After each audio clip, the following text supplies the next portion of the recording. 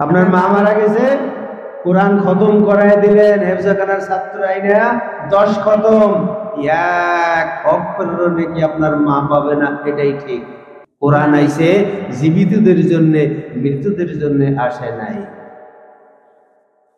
আপনি এলাকার লোক সব ডেকে খাওয়াই দিলেন, আপনার মা বাবার নামে, আপনার স্ত্রীর নামে, আপনার ছেলের নামে, আপনার মেয়ের নামে 1 পয়সারও নাকি আল্লাহ দিবেন না, এটাই ঠিক।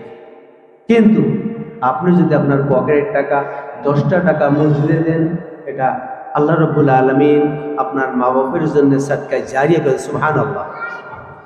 আপনি যদি 100 টাকা কোনো ইয়েতিমকে দেন, কোনো মুসাফিরকে দেন, আপনি 100 টাকা যদি মসজিদে দেন, 100 টাকা মাদ্রাসায় দেন, কোনো ইয়েতিমকে দেন, কোনো দুস্থ যারা ওষুধ কিনতে পারে না তাদের দেন, তাহলে এটা সাদকা জারিয়া হিসাবে আপনার মা এবং বাবা পাবে, এটাই ঠিক, এটাই পাবে। আপনার এই বাংলাদেশের এই টাকা, আপনি 5 লাখ টাকা যদি দান করেন মা বাবার জন্য সাদকা জারিয়া হিসাবে, আল্লাহ রাব্বুল আলামিন কবরের আযাব বন্ধ করে দিতে পারে, সুবহানাল্লাহ।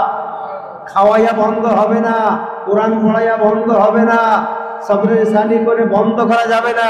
বন্ধ করবেন টাকা। কি দিয়ে বন্ধ করবেন ভাই? কি দিয়ে বন্ধ করবেন?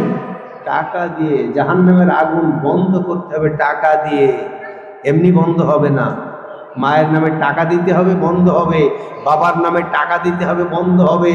জাহান্নামের আগুন বন্ধ করতে গেলে দান করতে হবে, দান দান দান, দানের বিকল্প নাই। আমরা তো মনে করি যে অন্য কিছু না, সাদকায়ে জারিয়া করতে হবে, তাহলে দেখবেন ইনশাআল্লাহ আপনারও দুনিয়াতে শান্তি হবে, আমারও দুনিয়াতে শান্তি হবে ইনশাআল্লাহ। তো যাই হোক, আল্লাহ রাব্বুল আলামিন আমাদের সবাইকে কবুল করুন, আমিন।